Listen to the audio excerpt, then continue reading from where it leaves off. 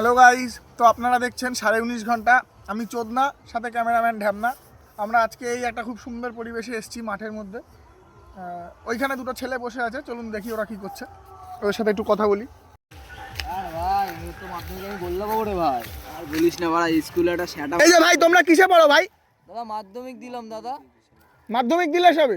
আচ্ছা, তোমাদেরকে একটা কোশ্চেন করলে তোমরা উত্তর দিতে পারবে? দাদা বলো দেখি, চেষ্টা করে দেখছি। আচ্ছা বলো তো, তাজমহল কে বানিয়েছিল?